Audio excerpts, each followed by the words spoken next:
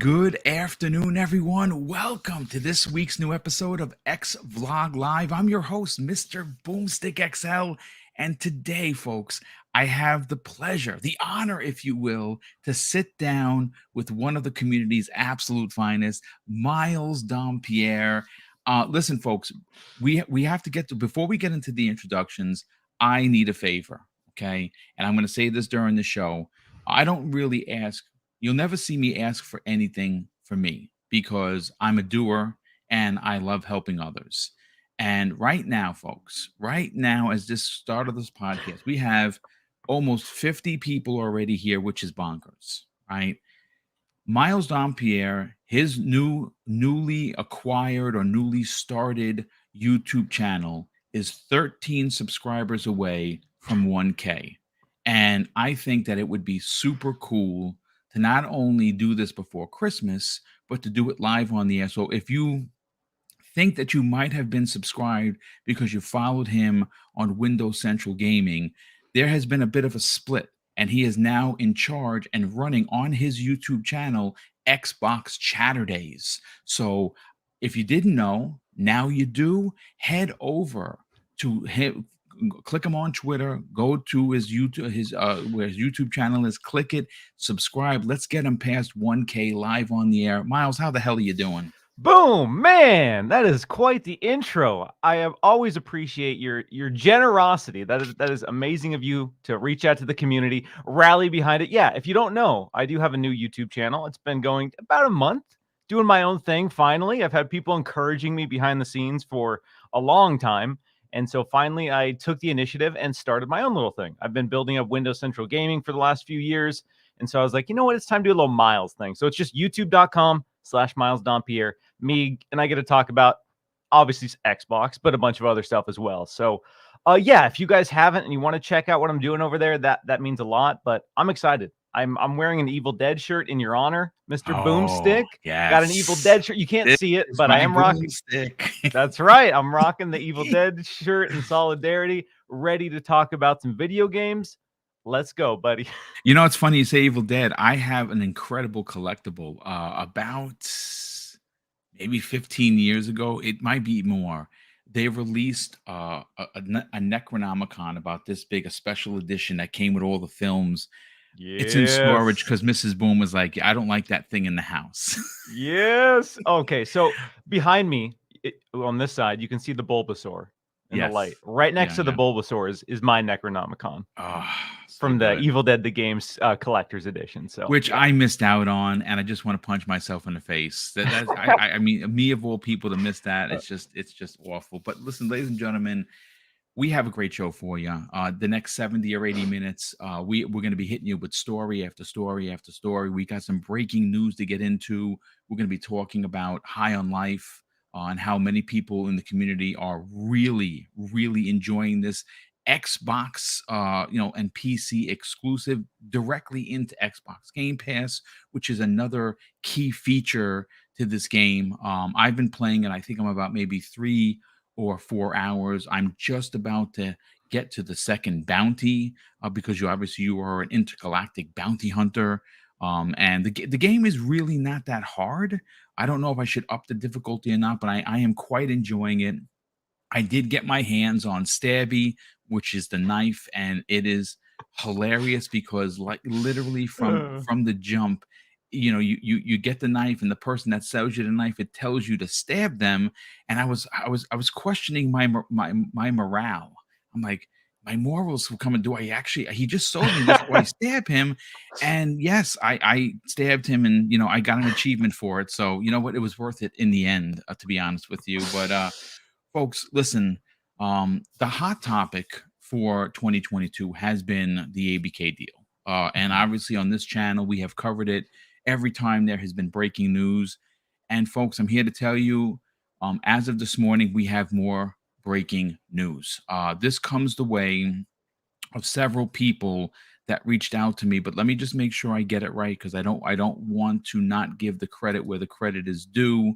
Let me find out. Let's see. Oh yeah, it was Masshole 1977. He DM'd me this morning with a clip of the of of people coming to Microsoft's defense, coming to Activision's defense in order to get this deal done, calling on the FTC to reverse their lawsuit.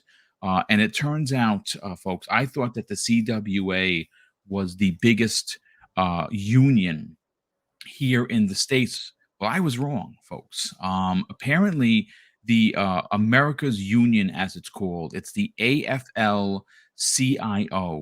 Well, they are combined are two of the largest unions in the country. What I didn't know, folks, is that the AFL-CIO has 12.5 million active members. When you compare that to the CWA that has 800,000 members, it is literally 12 or 14 times more. They have come to the defense of Microsoft. And what's even more breaking news is what they said in the letter that had me immediately get goosebumps. And I'm going to read that letter for you right now, folks, because it's interesting. Okay, now I'm pulling up the document in front of me. You see, here it is. Now, this was written. The statement comes from the AFL-CIO president, Liz Schuller, on the FTC decision to sue to block Microsoft's Activision Blizzard deal. And this is what she had to say, folks, and I'm going to read it verbatim. It's disappointing that the Federal Trade Commission, FTC, is suing to block the Microsoft Activision Blizzard deal that would create a stronger company and protect consumers by empowering workers. With any merger, there are many factors to assess, but the needs of the workers should always be taken into account.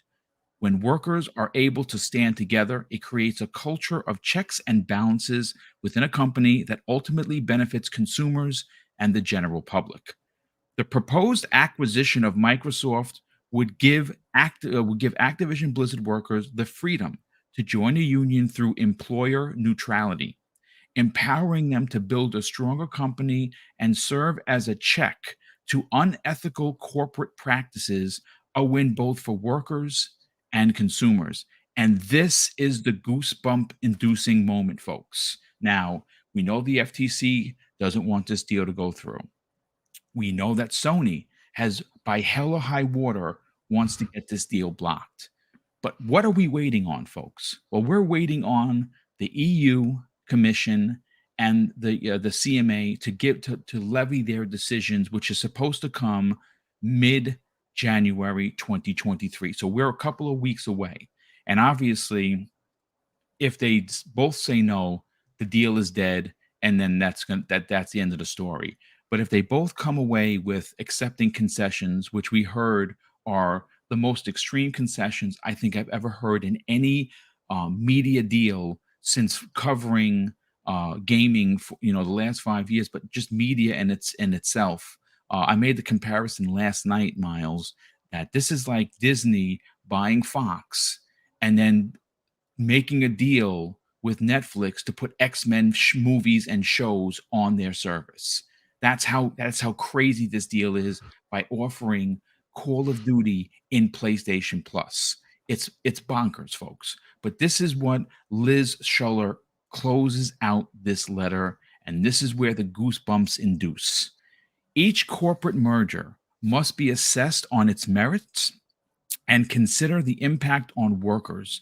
Despite this action by the FTC, we're confident a federal judge will side with the Communication Workers of America, the European Commission, and countless others who support this deal, so that video game workers are finally giving a chance to improve their lives and create a stronger company by having union on the job. Now, let me just read that again, make sure that I'm hearing myself and that you're hearing me. The communication workers is one part of it, but the European Commission and countless others who support this deal, Miles, this is massive. Considering the position of Liz Schuller, who's the president of the AFL-CIO, I don't necessarily think that this is a nudge. I don't think this is a nod. I don't think this is a mistake. I think that she knew exactly what she was doing when she tipped her hand to say that the European Commission is on their side. That's really saying something.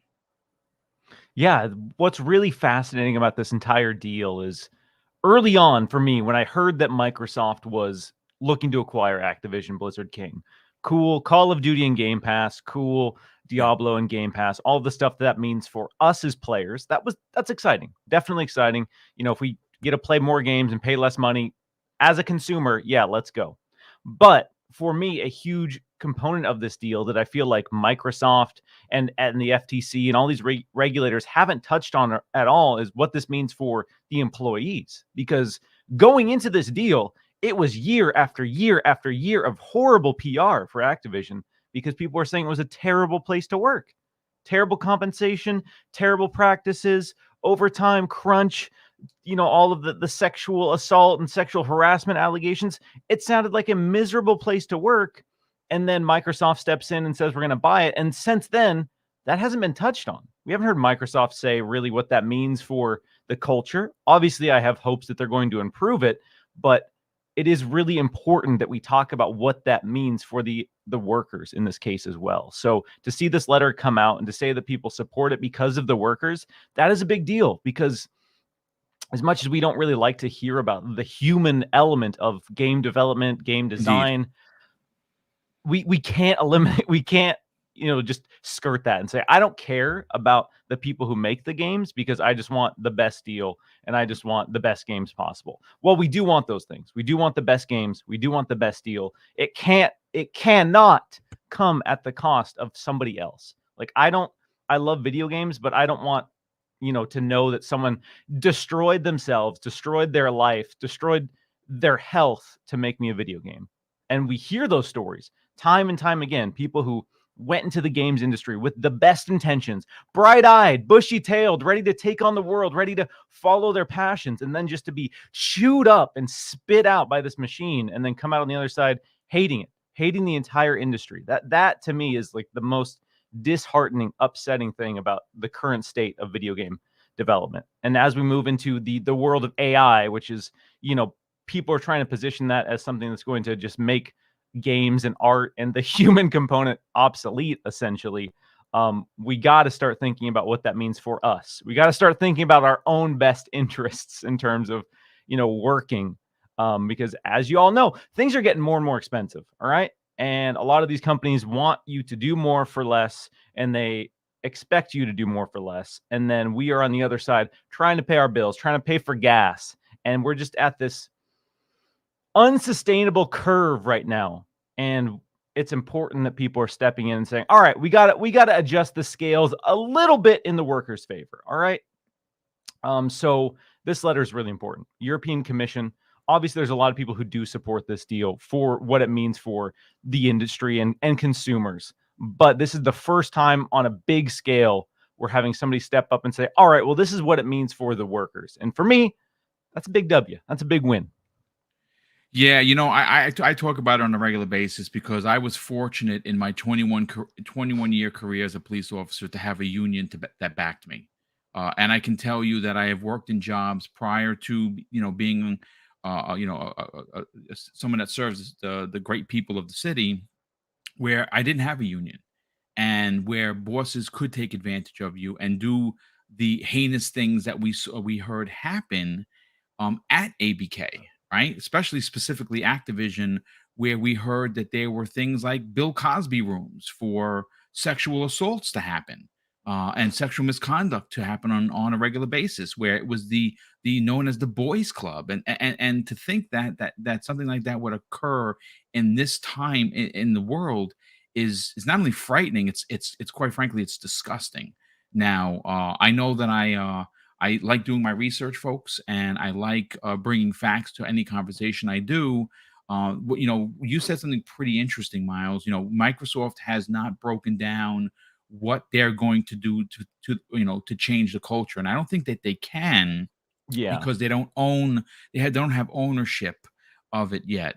This is exactly. something that's going to happen, potentially when the deal is done, because Microsoft is who they are now, not the Microsoft of the '90s, and because culture and people actually matter to their business practices.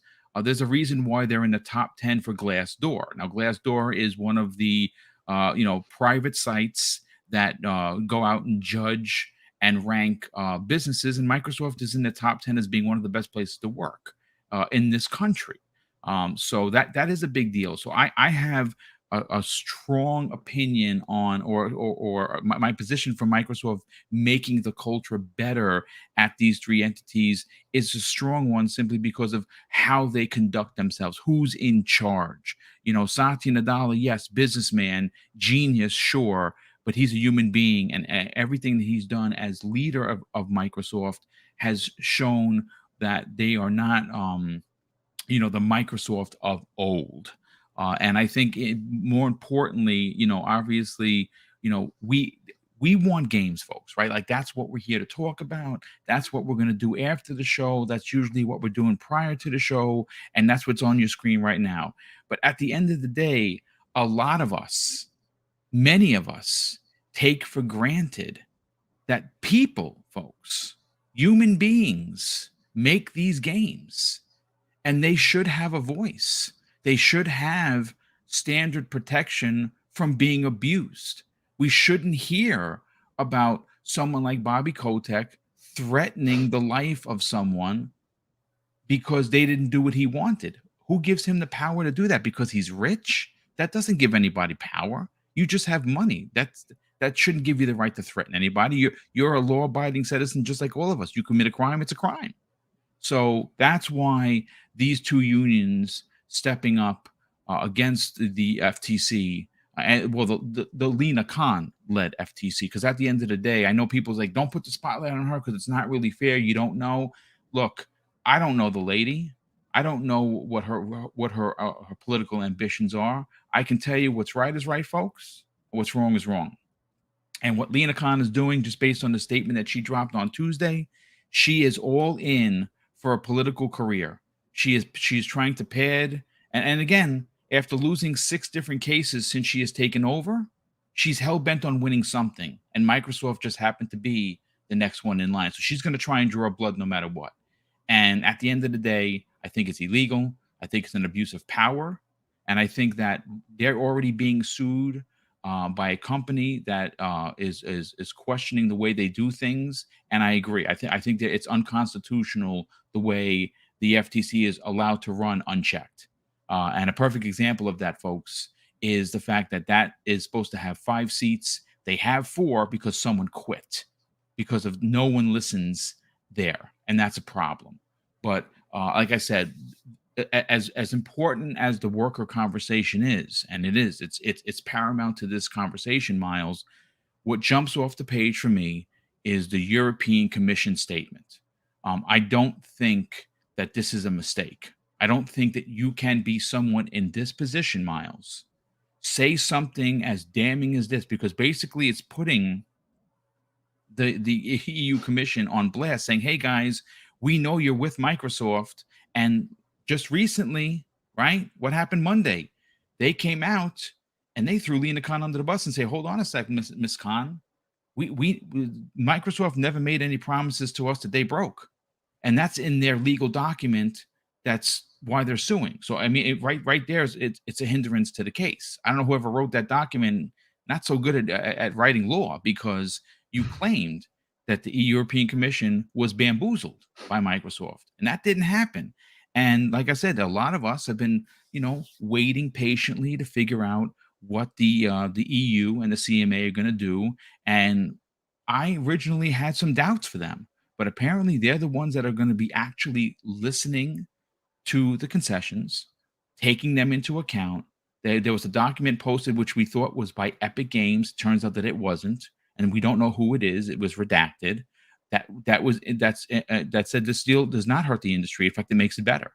And I think more of those documents, Miles, are going to come around. Did you get a chance to read that document? Which document was the this? one that came What out was with supporting the deal? It was the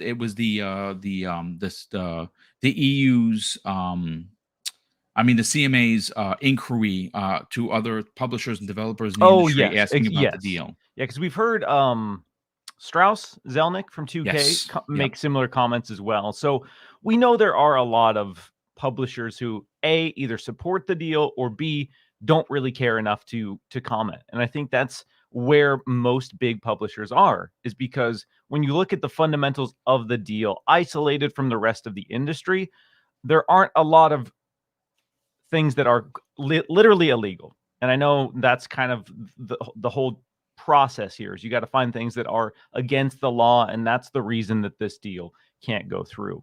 Right. We can talk about the implications for what it could mean and what Microsoft could theoretically do, but when we look at just the deal isolated from the rest of the industry, there's not a lot of red flags. And I think that's why a lot of these other publishers, especially publishers who don't have Call of Duty, are like, it doesn't really, it's not going to impact me. It's not going to hurt me. And if you look at Game Pass and if you look at Microsoft making these huge concessions, which are obviously in a very generous effort to not have this go to court, because Microsoft says they will fight it. I can guarantee you that they don't want it to go to court. They don't want to pay the legal fees. They don't want to drag this out any longer than it needs to be, because as we know, the economy is not in a great shape. A lot of people are uncertain about the future. A lot of people are concerned. No matter what the economy looks like, Microsoft has to pay $69 billion. So I'm sure that is hampering things behind the scenes. And I'm sure that's hampering day-to-day business at Microsoft, having this looming purchase, because I know Microsoft is huge and worth trillions of dollars, but still $69 billion. That's a lot of capital to have to throw down. So those huge concessions are them saying, you know what, we just want this deal to go through. Call of Duty on Nintendo, PlayStation, here you go. 10 years, place that you can give us. See, what I love about the PlayStation Plus thing is, sure, it can be on PlayStation Plus, but that's not going to be for free. PlayStation still going to have to pay them millions and millions of dollars. So, talk about it. Yeah. I mean, hey, I know people are upset about that, but if you're Microsoft, what does it matter? It's going to be on Game Pass, and you're going to get millions of dollars from PlayStation if they want to put it on PlayStation Plus. Let's go. You're just swimming in that capital. So those concessions are all part of getting this deal across. But generally speaking, outside of really PlayStation being the most vocal, obviously they really don't want this deal to go through, we haven't seen any other major figure come out and say this is not bad. even Apple or Google for that matter. Because Apple, they've been pretty quiet. Recall, they said they didn't have a problem with it in the Brazilian documents. If you recall, Apple was like, it's not that big of a deal. It's just another purchase. There are other big major tech competitors. Their biggest tech competitors aren't out there banging the drum, because again, I think they understand, well, this doesn't really impact me directly. And I think that's why PlayStation has been the loudest, is because this does affect them directly in a big way, because they put a lot of money into the Call of Duty machine. Yeah, absolutely. Real quick, shout out to Blind Mephisto, says the new Vampire Survivors DLC is out. Get hyped. Or should I say, get addicted again, because yikes. One of my favorite games of the year. Honestly, one of my absolute favorite games. It is the perfect portrait of pick up and play. That, you know what I'm saying? It gives a challenge. There's always something new to do. A massive amount of characters, a massive amount of weaponry that you could master. It is again in Xbox Game Pass, one of those games that Xbox actually helped bring, and that probably comes the way of their indie arm for Xbox, which is something I can't remember what the hell it's called. What is the indie arm? ID at Xbox? ID at Xbox, yeah. And that's obviously a huge part of Microsoft and Xbox. And to see a game like this come out and get the kind of fanfare, like I bought the game. Like I wanted to give back to the developer, and I'm buying the DLC because it's why not support something like this? It's crazy how good this game is, but I want to get into what you see on your screen. Now, you haven't actually had a chance to play High on Life. This is by Squanish Games. This is penned by the very, very famous writer from Rick and Morty. Now, I'm not a Rick and Morty guy, folks. I'll be the first one to tell you. I've seen it. I think that it's quite interesting, but I just never got on board. But I can tell you that the writing in this game is phenomenal. If you now, and what's interesting, Miles, is that there were some people like, oh, I hate when the guns and the knife and everything's talking. It's too much talking. You can shut that off. There's an option for you to shut it off so they're not talking to you. So it's like, for instance, like I don't want to ruin it, but this particular part had me rolling in my couch because you get here, something happens, and you're trying to be the good guy, but ultimately you have to be the bad guy, and then it's hilarious. It's a lot of fun. Like I said, it's one. We were talking in the green room. I said this game reminds me very much of an Insomniac game. Very colorful. Palette is wide, very big wide. The one thing I love about this game, it gives you a lot of wide shots. So you get a chance to see all of the environment in front of you, besides your your close quarter combat that you'll get. I only have the two weapons. Like I said, I'm only a couple hours in. I've upgraded the weapons for more ammo and a few things like that. They have like these treasure chests that you have to stab open because they're like these living things, and all the money gushes out of them. It's hilarious. And like I said, this is the game that for a lot of people, I keep seeing it on social media. Oh, look, another game that's a 70 or an 80. You see, that's Xbox. And I think the problem with that, folks, is this. If all you want to play are 90 meta games, then your ideology is skewed. Because I am absolutely loving this game. I love the humor. I love the graphics. I think it's gorgeous to look at. I think there is so much to do. There's side missions. There's secrets to find. Um, I don't know how a game that's ranked an 80 is looked upon as trash, as we see. It's crazy to me. Miles, I know you haven't had a chance to play it yet, but are you excited to play High on Life? Yes, absolutely. I've had it installed since launch day. It's been one of my most anticipated games this year because, like the things you touched on, the colorful world, the first time we saw a glimpse of the world, that was the thing that got me most excited about it. Because, like you said, the color palette's so bright, so vivid. The entire premise kind of reminds me of Oddworld Stranger's Wrath, where you have the weird living guns. Yes. The cast of characters for the guns. I know some people are complaining about the guns constantly talking, but you have people like Tim Robinson, which if you haven't watched, I think you should leave on Netflix. Absolute banger sketch comedy show. Absolutely love it. But the cast is stacked. And Justin Roiland, obviously, not everyone loves his brand of humor, but Rick and Morty, Solar Opposites, he's got a long track record of delivering stuff that people really like. And so with any game that leans into comedy, I figured it would be kind of polarizing because comedy in video games, it's hard. And some people, even if like some people like you think it's hilarious, and then other people think it's really bad. And Yeah. I knew that would be the case. And it's just kind of the polarizing nature of a comedy focused video game. But that being said, I'm going to try to squeeze in some time today. I'm definitely going to be playing it this weekend because it looks fun. It looks really dumb. Like I keep seeing the clips on Twitter of like space Applebee's and these weird garbage pail kids with like Frasier on them. And yeah, I do like Justin Roiland. I'm not the biggest Rick and Morty fan in the world, but I do appreciate some Rick, some Justin Roiland. So I'm definitely checking it out. And what's interesting is that they put out the Squanish Games put out a tweet the other day and said, "Hey, listen, folks, FYI for streamers, there are full-length movies in here that you can watch, but they have nudity. So if you're going to stream it, watch out." And I thought that was hilarious. And real quick, folks, got to put a pause to the show for a second because my man Miles Dompierre are 2 subs away from 1K. We have nearly Oh, snap. 400 people here. Come on, folks. Do it for Boom. Do it for Miles. Let's get him over 1K live on the air like we did with the Iron Lords all those years ago. And look at the Iron Lords now. 15K strong. And who doesn't love the Iron Lords? Who doesn't love Miles Dompierre? Let's get 2 more subs. Do it for Boom. Do it for Miles. Let's do it live on the air. But yeah, this is one of those games for me, Miles, that I'm super interested in. I my problem right now, and you know what, I want to make this like a kind of like a sidebar topic.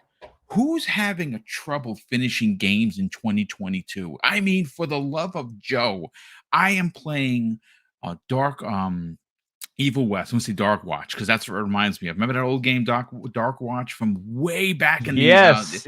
Dark Watch was Yes, dude. amazing. Capcom actually produced that. Uh-huh. Not people don't know that. But I'm playing Gotham Knights, which reviews mean nothing to me. It's one of my favorite Arkham titles, even though it's not, technically an Arkham. It's one of my favorite Batman titles. Evil West is phenomenal. I'm playing this. I'm playing Vampire Survivors. I have, folks.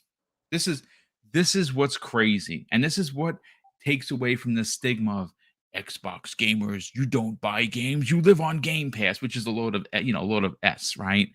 I bought and forgot, Miles, that I bought Midnight Suns Oh and Need god. for Speed, and they're Oh my sitting there, god. What are you doing and to I'm yourself? like, I'm looking through my stuff of recent downloads, and I'm like, holy crap! I bought these 2 games, and I haven't even freaking started them. I don't know. I started back with Plague's Tale. I'm not playing through that. I'm up to chapter 5. It is, what a time to be a gamer, folks. I mean, it doesn't matter where you are. Like for me, I game on everything. I play the Switch every day with Mrs. Boom. I talk about that all the time. We play Animal Crossing 2-3 hours. We sell our turnips. We go to each other's islands. We have fun. We love it. It's our thing. But I have Bayonetta. I have to get into the Pokemon that Miles Dompierre made me freaking buy. God of War. I haven't even started God of War, and it's not a console war thing. I just don't have the freaking time. Miles, are you having the same issue with, there are just too many games? Dude, it's wild. Like you, I have so many games that I started and haven't finished. Plague Tale, loved it, was loving it. Something else came out, pulled me away. I haven't finished Plague Tale. I haven't even started High on Life. I haven't even started Callisto Protocol. That was one of my most anticipated games this year. I'm at the last boss, and he's a real MF. I'll just say that. So there's so much stuff. I know a lot of people have talked about 2022 being slow. And I think if you are someone who primarily plays on Xbox and you primarily want first party stuff, yeah, obviously it's been really slow on the Microsoft side.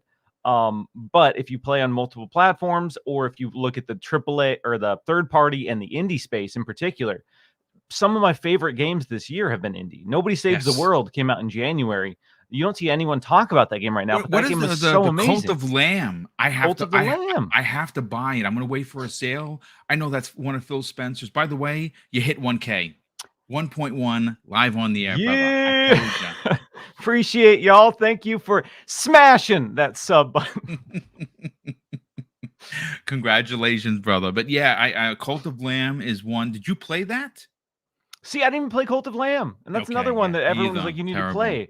Immortality, another game that's right up my alley. Yeah. I've had a lot of my nerdy, heady horror friends be like, yo, you have to play this. Haven't played that. There's so many games. God of War, Ragnarok, also haven't played, dude. It's bad. It's bad out in these streets. Bad. I'm trying so desperately to catch up. And the more that we move into 2023, when you look at the start of 2023, I don't think I can ever get caught up, dude. Oh my god.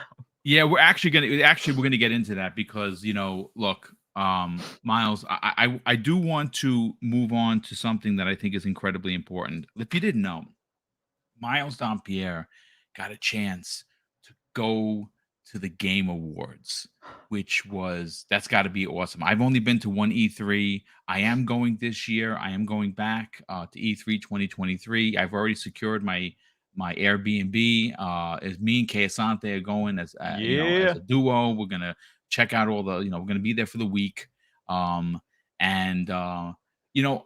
have to ask, Miles, because look, as much as I love Xbox, right, I will give them, as Kay Asante says, the righteous smoke that they deserve. And not a lot of people really covered it. And I don't like being negative on the show, but I do like having conversations. So you were in the room. A lot of big Sony exclusives were shown. A lot of big Nintendo exclusives were shown. What didn't show up to the party was Microsoft. And Jez Corden, good friend of yours, had said a couple of days before the event on the Xbox 2 podcast, led by, of course, Randall Thor, friend of this program, that don't expect much Now, a lot of people, were disappointed, and I think rightfully so. Now, after the Game Awards, we saw someone like Aaron Greenberg, friend of this show, as a matter of fact, and friend of the community at large. I mean, the guy is he's a rock star. He was out there trying to calm the fires and say, "Hey, listen, folks, 2023 is going to be bonkers. We have so much to show you, and stuff that you don't even we haven't even showed yet. I'm telling you, it's going to be crazy for you." Someone that was there, you're rubbing elbows with everyone, in your media circle. Were other people disappointed that Xbox didn't even show up? Yeah, I have to say, I was really excited to be at the Game Awards for Right. the very first time. Also, I primarily play on Xbox. I play on everything. I'm not into the console war space. If you follow me on Twitter, that's kind of my energy. That being said, I don't mind saying that Xbox is my preferred platform. It's Well, where I me play the too. Yeah, most. yeah, absolutely. Yeah. And so I remember distinctly like being in the crowd and having the big Nintendo moments when you got Doug Bowser coming on stage and joking about Kirby going mouthful mode to win best family game of the year or whatever. Crowds erupting, crowds going crazy. Death Stranding 2. Oh my God. Anytime God of War was on the screen, the crowd was erupting, louder than Elden Ring, even, which was wild. So you have all this huge energy behind everything Nintendo and everything PlayStation related. And for me, what's cool about the Game Awards is it brings everyone together. Like the Nintendo Directs, Yeah. State of Plays, the Xbox showcases, those are cool for the central fans. But what I like about the Game Awards is no matter where you play, you're tuning in. And so for Microsoft to be there only in a capacity of here's a Ninja ad the day that Ninja has a bunch of bad PR for being an asshole on Yeah. Twitch, Pretty and much. Yeah. here's a Game Pass ad with some Yep. 5 seconds of some gameplay here and there. And it was hosted at Microsoft Theater. So Microsoft essentially paid for Nintendo and PlayStation to show their games. And Yeah. I remember sitting in my seat and having the director of Final Fantasy 16 come out on stage, which was dope. Yeah. Everyone was losing their minds in the crowd. Well, I And mean, then the guy, having he's another one he's an icon, dude. yeah, I he's an mean, icon. He's a fashion icon. If you saw the drip that he was wearing, man. So he gets on stage and he says, "I'm excited to present the final world premiere of the night." And I was like, "Oh my God, Xbox really isn't going to be here at all in right. any way, shape, or form." And I going into this, I wasn't expecting much, but I thought Redfall was a given. I thought Redfall, the release date or a new trailer was just a given. And then the show closed and Xbox wasn't there at all. Yeah. And I got to go talk to the people from Xbox, like sit with Phil and Sarah and a bunch of other folks and talk to them. And obviously, wasn't going to sit there and grill them after the fact, Of but we course not. we Yeah. did, we did Yeah. talk about some stuff off the record in terms of what the strategy was there. So yeah, that was the vibes were off for the Xbox fans after the show. Definitely, you could definitely feel it on Twitter, and you could definitely feel it at the show because Paris was there. We talked about it there. A lot of people were there, and that was a Well, big topic Paris of was very conversation. vocal about that as well. He was on his social media page, talking about it, saying that that he was disappointed.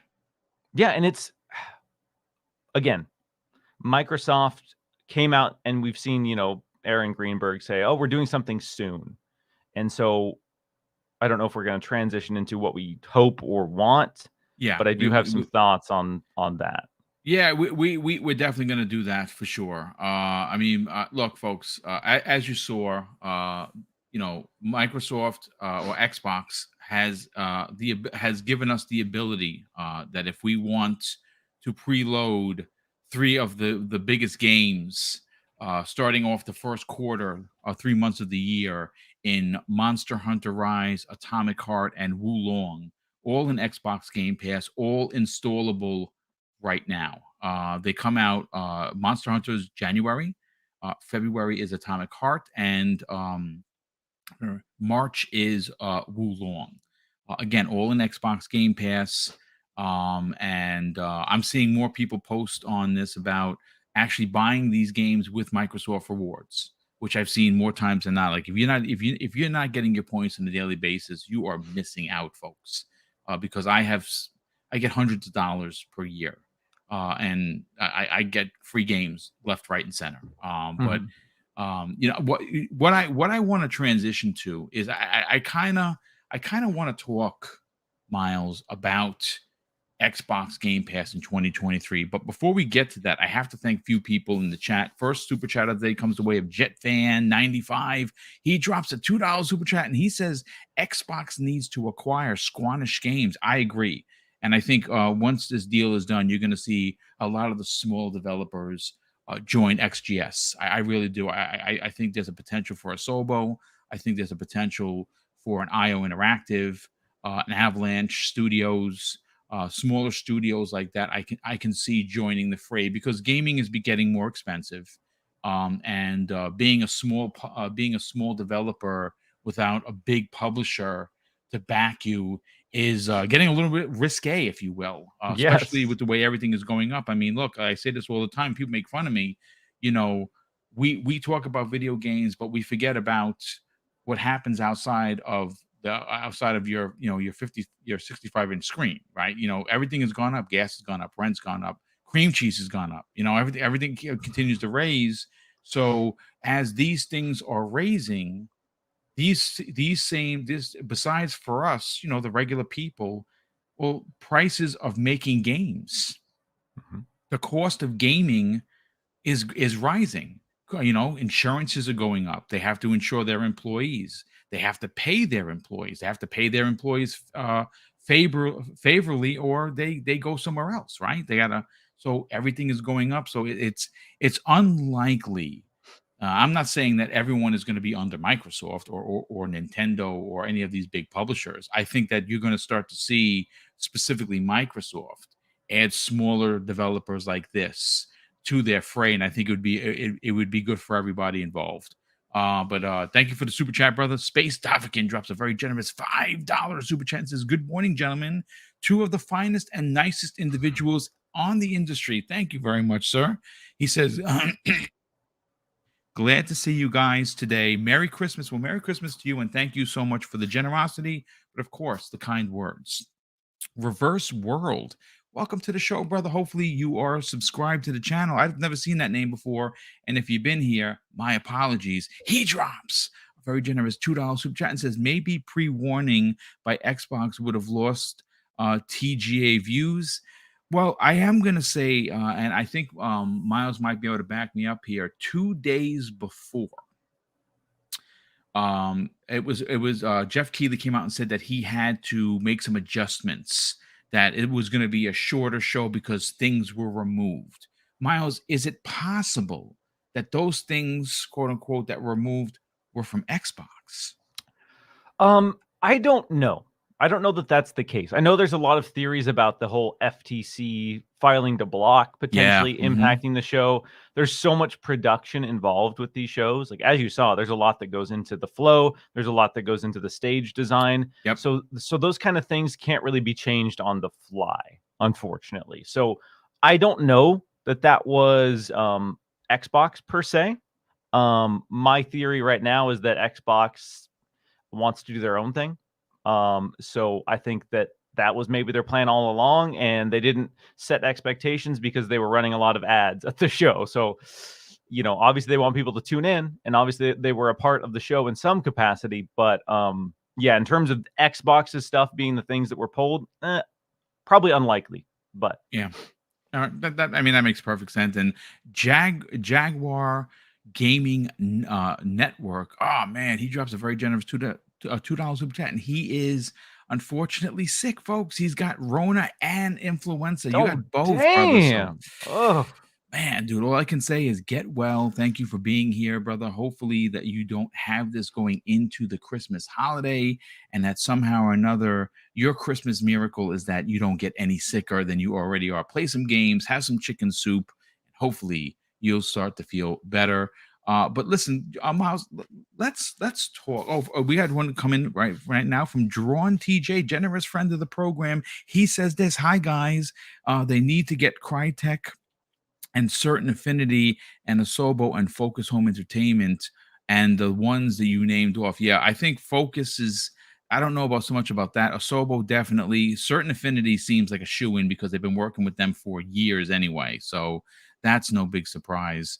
And Crytek would be that's a big one. Crytek's a big one because the Cry engine is that's still used massively by many people. That would be a good business opportunity for Microsoft to add to their already stout list of engines that they currently own outside of what they have in house.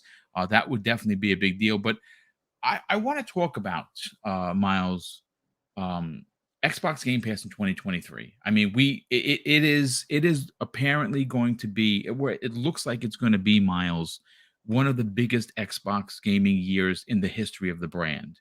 And that's really saying something considering that next year the brand is 23 years old Whew. officially. Um, we just said it moments ago that the first three major titles are Monster Hunter Rise from Capcom, which of course was a Switch exclusive. Atomic Heart, which is a new Mhm. IP, which looks like it's going to give Bioshock a run for its money. And again, we have to play it. Ken Levine, don't come for me, brother. And Wu Long, which I played about 2 or 3 hours of it with the demo that you were able to play. I very much enjoyed it and did get my rear handed to me by the one boss that I came at the end of the demo. He was vicious. And it's very much on the lines of Elden Ring. It is an Asian inspired Elden Ring, to be quite frank, and I absolutely love it. And these are just the three first titles, but we know that we have Stalker 2, we know that we have Starfield, we got Forza Motorsport, we got Redfall, we got a bunch of other games that were delayed from this year into 2023 that are launching into Game Pass either as exclusives, Miles, or as just day and date there, and you can buy it everywhere else. What are your personal expectations for next year for Xbox Game Pass subscribers? Yeah, so obviously you touched on the three biggest ones at the start that we know that are confirmed. Right. Monster Hunter Rise, let's go. Monster Hunter World. We've heard Capcom talk about how that was a huge hit for Game Pass. So obviously they like Game Pass. Obviously they like Monster Hunter and Game Pass. And so we're getting that day and date. Let's go. And then you have Atomic Heart. That has been one of my most anticipated games for years. I remember seeing the debut trailer years ago and thinking, yeah, this looks like a weird ass Bioshock style shooter. Let me play this. And for years, we've been hearing no release date or delays. So it's nice to know that that's for now coming in February. Wo Long, yes, big Souls guy in March. Let's go. Also played the demo. Love that. Loved Neo. I know that's not on Xbox, but it has a lot of Neo vibes if you played that. So Neo's fantastic. I put 60 hours into the first one, bought the second one, never even started it, dude. It's a shame. It's I love the first one, and I'm not a Souls guy, but I played it like Animusha, and that's why I enjoyed it. yeah, so Xbox understands that with Game Pass, they need that pop. They need that pop every single month. And if you look at the raw volume of titles over the last several months, my God, dude, it's like 20 games a month, it feels like, that are coming to Yeah. Game Pass. It's gotten to the point where even if I wanted to play every single one, I just can't. And that's kind of much like other streaming services. It's not about having games that subscribers need to play every one. It's about having something for everyone. Yeah. And so Microsoft needs to have one big pop every single month, whether Yeah. that's first party, whether that's third party, whether that's a partner game. We've seen them lean into Wolong. We're going to see them lean into Lies of P, which looks dope as hell. Flintlock is another one that looks really Ah, cool. dude, that Um, one I was one of my most anticipated because it gives me very Assassin's Creed vibes. And I from the minute I saw it, I said, "Wow, this looks like a winner."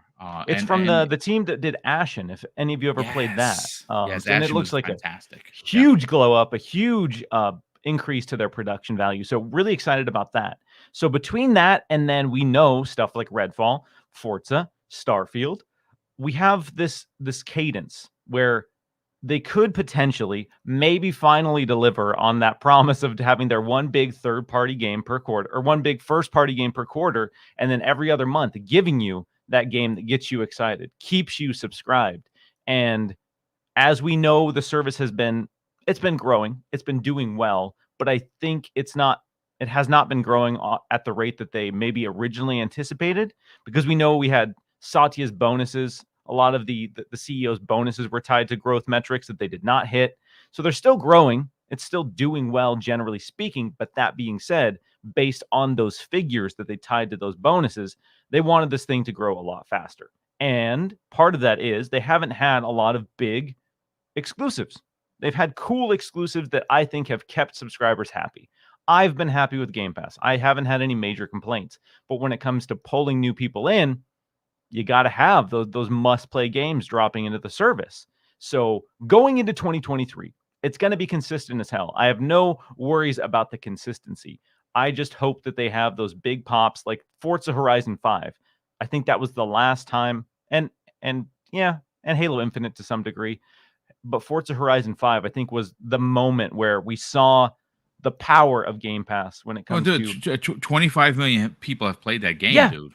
Yeah. It just everyone. I saw people who I'd never seen post about Xbox or post about a car game ever, posting about Forza Horizon 5, talking about how they loved it. And that's the vessel that Game Pass can be. And that's the word of mouth virality that made Netflix so huge. Your Orange is the New Blacks, those things, your Stranger Things, the things that everyone is talking about. Xbox needs more of those. It just does.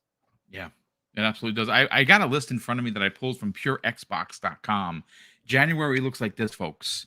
Persona 3 Portable, Persona 4 Golden, Monster Hunter Rise, Age of Empires 2 Definitive Edition. That's your that's your four bigs. Obviously, you got Atomic Heart in February, Wulong in March, but this is where the list starts to get like crazy. And as a fighting fan who has been begging for a Killer Instinct 2 proper, in the spring, folks, we got Blaze Blue Cross Tag Battle and Guilty Gear Strive for the first time in years on an Xbox console. It's been years since that developer has put everything's been Sony. You got Minecraft Legends in the spring, Planet of Lana in the spring, The Case of Benedict Fox, which has me super hyped for that game. Age of Empires 4, Age of Mythology Retold. Let's see what else I'm looking at here. Lies of P, Party Animals, Ravenlock, Minecraft Legends, Stalker 2, the Texas Chainsaw Massacre. Oh, that's right. Yeah, right up your alley. Yeah, Warhammer 40K, Dark Tide, which apparently is out on PC and is gorgeous. Absolutely looks crazy. And that Hollow Knight, Silksong, GoldenEye. I forgot they secured Silksong. Hot yeah, diggity dude. Dang. That's the stuff that you need. Those indie games that every Nintendo Direct ever, people are like, oh, this is the one. This is the Silksong one. It's coming. And so for Xbox to get that at their show and get that in Game Pass, that was a moment that showed that they're serious about having those marketing pops with Game Pass, in my eyes. Well, I mean, obviously, thanks to Sony being Sony, we know that they are at least at 29 million on console, right? That was put out there by Sony in their documents. I don't think Microsoft was too happy with that, but we if you consider that they may have another 1.5 million, maybe 2 on PC Game Pass, that's over 30 million. And obviously, we saw this happen with Disney. Disney Plus didn't jump off the page right away. It took a while for them to get to their 50 million. Now that I think they're close to 100 million subscribers, and that's because of the content. Content is king. Microsoft finds themselves in a position where they are locking up these. And it's funny. We talked about it last night about Brad Smith. Brad Smith came out and said, we tried peace and that didn't work, right? Which obviously some people took as a threat, saying, oh, well, if you can't have peace, what do you have? You have war. They wanted to give peace a chance, peace a chance, right? They wanted to, say, hey, listen, let's just everyone work together. And apparently that's not what happened. So, of course, my question last night, I'll pose it to you before we get on out of here, because we're closing in on the 60-minute mark, and this is usually just about a 70-minute show. My question last night was, with everything already coming to Xbox Game Pass, Miles, and hearing, that Microsoft is all in on gaming. Like they are here for real. This is considered to be as important to Microsoft as Windows operating system is for that company. Game Pass, Microsoft's Xbox, it is a big part of the company now. Do they double down in locking up content like Sony? And then I thought about it and said, you know what? They don't have to lock up content. They just have to put content onto Xbox Game Pass. Do you think that they could do more than what they're already doing? That's a good question. That's an interesting question because in my eyes, they're doing a lot with Game Pass and they're putting a lot of games. Sure, they could do more. I was joking about, ahead of Elden Ring, pay the absurd. I threw around a figure that people kind of laughed at, and I said 500 million would be the going rate for Elden Ring. Yeah. In hindsight, shit, that would have been such a big deal for Yeah. Game Pass if you had the biggest game, the game of the year, one of the biggest launches of all time. So could they do stuff on that level? Sure. Is it going to cost them a lot? Absolutely. So I don't know that we're going to get stuff that big, but like you touch on, people say, all right, well, Xbox needs to take more exclusives. They need to pull things, make it exclusive to Game Pass. We've seen them do it with High on Life. We've seen it. Stalker 2 will be, I think it's a weird 3-month exclusive. Mm-hmm. Yeah, it's weird. Yes, it's like 3 months. Yeah, I think it is. So it's whatever. But when I look at Game Pass, that has the potential to pull people in more organically than just forcing someone to buy something. Because as we know, as humans, it's in our nature. We don't like to be forced to do anything. Right. If you tell me to do something, I'm not going to do it. I don't want to do it. We saw it with the Kinect. People got really mad that the Kinect was bundled into the Xbox One. So instead of just doing it, they said, no, I'm not buying your damn Xbox. And that's kind of the position I think they could be in if they start just pulling things away. But if you say, all right, you can play it wherever you want, but we're going to sweeten that deal on Xbox. You get to play it in this nice little subscription service over here, in addition to all these other things. I think as a customer, as just an average person who looks at the value proposition and looks at games costing $70 a pop and knows that Microsoft moving forward is going to be charging $70 for their biggest games, I mean, I think that just has more potential to draw people in because they want to be there, not because they have to be there. And I know some people want Microsoft to be more aggressive with exclusives, and maybe they can and will be. But I don't know that they necessarily need to, as long as they keep getting noteworthy games, because the quality of a game and the excitement of a game does not change whether or not it's in Game Pass or not, in my eyes. Yeah, I agree. I think that, you mentioned the words value proposition. I think that could not have been said at a better time when you consider that right now, for a lot of folks, money is harder to put on into the bank account. And when it's harder to put in a bank account, it's harder to do things like pay your rent, pay your car insurance, pay your utility bills. And if those three things plus food are hard, well, gaming or entertainment, Miles, is completely wiped off.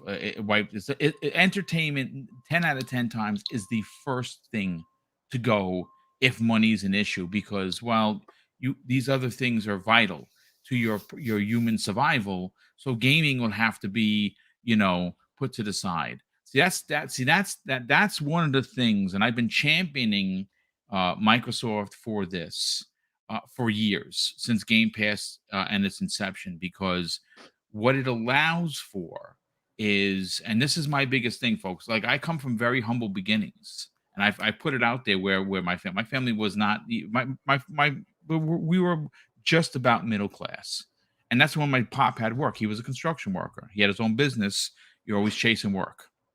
When the work is there, if anyone is a construction worker, it's plentiful. When it's not, you're shit out of luck, right? So my pop had to figure out different ways to make money. He drove a cab, he did different things. But at the end of the day, we always had food on the table, clothes on our backs, roof over the head. And gaming wasn't really a thing back then. Now, you turn around and you look at Xbox Game Pass, and you're saying, wait a second, for $15 a month, and in some cases, if you only want the $10 version, you can do that too. You're getting this plethora of games. And I think that is a big deal. I think the $70 proposition is a lot of people don't want to pay it, and a lot of people were like, what? Because think about it, you know, and this is what's crazy, folks. Think about this for a second. The three first games of Xbox Game Pass this year are Monster Hunter World, Monster Hunter Rise, I should say, Atomic Heart, and Wulong. I'm no mathematician, folks, but at bare minimum, if they're $60 a piece, that's $180, right? If they're $70, well, then you just do the math. That's $210. You get all of these for $15 a month. You're onto something, Miles. You're onto something for sure. Yeah, it's again, like obviously people want big Microsoft games, and Microsoft hasn't delivered that. We Right. look at 2022, they're coming off the back of one of their probably their weakest year ever in terms of exclusive content. And so people are frustrated. There's the meme of, just wait till next E3. Yeah, That's yeah. going to be the one. That's going to be our year. And so I understand that fans are frustrated. I totally understand. But when I look at Game Pass as someone who looked at other subscription services and how they changed my spending. I remember signing up for like Spotify Premium or YouTube Music and these services that completely changed my spending habits. And it didn't reduce the amount of music or movies I could consume. It actually increased it, and I was paying less. And as a human being who needs to factor those things in, I think it's safe to say that we all want to spend less where we can.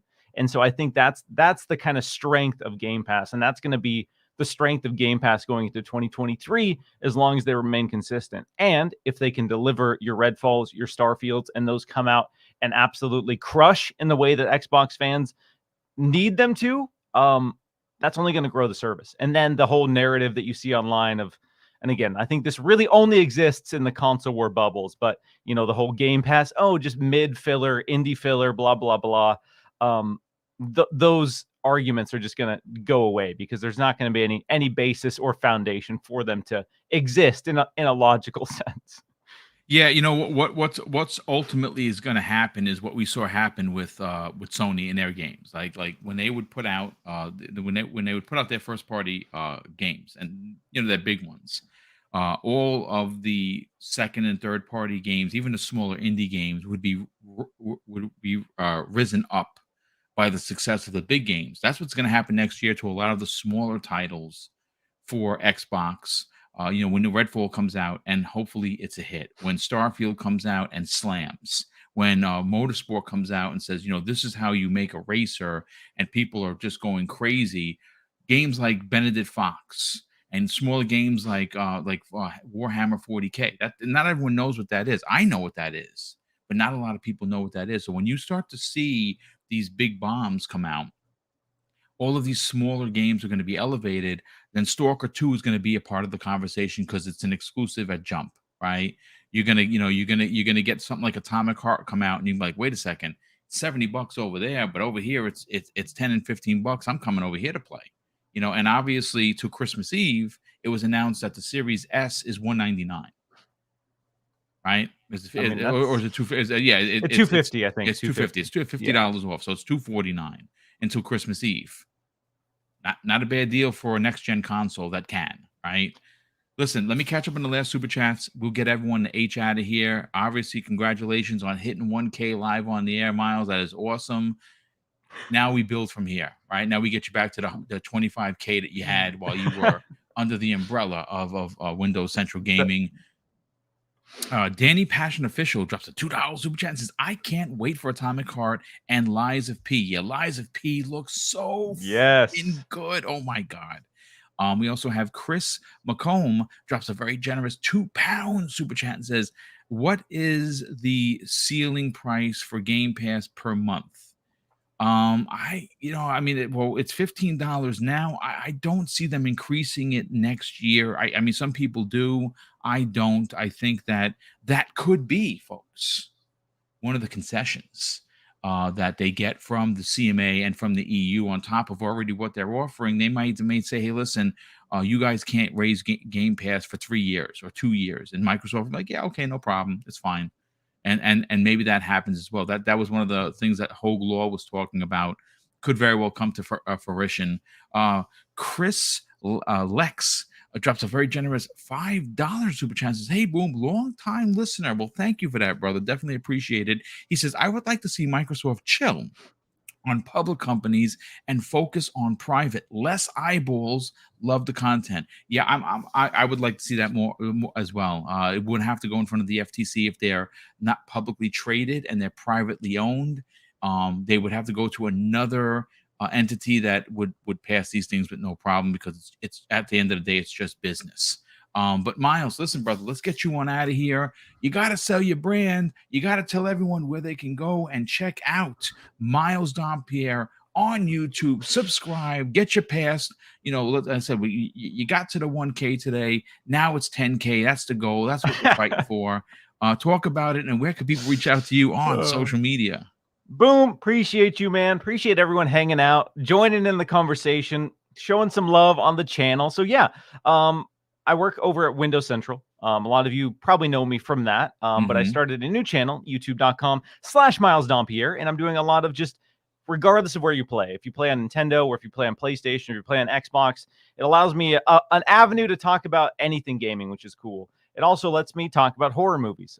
Big horror movie fan. So if you're into horror stuff, that will be over there as well. And then Xbox Chatter Days, my long-running Xbox-centric podcast, will be hosted on that channel as well. So if you want to keep up to date with my video stuff, check that out. Appreciate all the new subs. Appreciate y'all helping me hit 1,000 on the show. It's been going for about a month. So excited, really excited to kind of do my own thing. And if you want to get a hold of me on social media, I'm mostly on Twitter at Miles Dompierre. And that's it. Well, listen, thanks so much for joining me for 70 minutes to talk video games. We hit a lot of high points. We opened up with some breaking news. Got to close out with some housekeeping, if you will. Folks, tomorrow, 10 a.m. Eastern Standard Time. You know what I'm going to say. It is the 5th annual Christmas with Mr. and Mrs. Boomstick. That's right, folks. It's our 5th annual, Christmas event, but we're doing it different this year. We're giving away $1,000 in 2 hours. That's right. Oh, 10 dang. $100 gift cards. And we're even taking it a step further, folks, because if you want to buy something for that someone special and you're one of the winners and you say, Boom, I really can't use the Xbox gift card, or I can't use $100 gift card to, PlayStation Network or Nintendo eShop. I would rather have the $100. Guess what we're going to do? We're going to send it to you. We're going to send you $100 in cash via PayPal only. Only PayPal. We will pay the transfer fee. We will pay the denominational fee if you are outside of the United States. All you got to do is give us your PayPal information. We send it over there, and you get your money, and you get your cash, and you do with it as you see fit. But yes, the first $500, folks, is being doled out to channel members. That is exclusive to channel members. The second half of the show, the second hour of the show, anyone that is in the chat gets a shot at $100 to your choice of platform, or, like I said moments ago, the cash value of that $100, because we know that it's tight for a lot of people. This is our way of giving back. And by the time this contest is done, Miles Dompierre, Mrs. Boomstick, and I will have doled out $3,500 worth of prizes in 2022. And that is our own money. We are not funded by anybody but the people. When you drop super chats, we tuck them away. When you drop with the monthly channel memberships, $5 and $10, we tuck it away. And that's why we've had so many contests this year. And we're going to close out on a big one tomorrow, 10 a.m. Eastern Standard Time. Join us for the 5th annual Christmas with Mr. and Mrs. Boomstick. That is going to do it, ladies and gentlemen, for X-Vlog Live this Thursday. Thanks to all of the super chats that came in. The chat had well over 400 people here. That is amazing. Hopefully you enjoyed the banter. And of course, I'm going to close out the show, folks, with something that's important to me. Hopefully one day it'll be important to you. That's something that my dad taught us when we were kids. And he would say, Craig, treat others how you want to be treated. And also, it doesn't cost anything to be nice. You live by those rules, son. I can guarantee you're going to have an awesome day. So take care, everyone. And we'll see you next week on the newest episode of X-Vlog Live.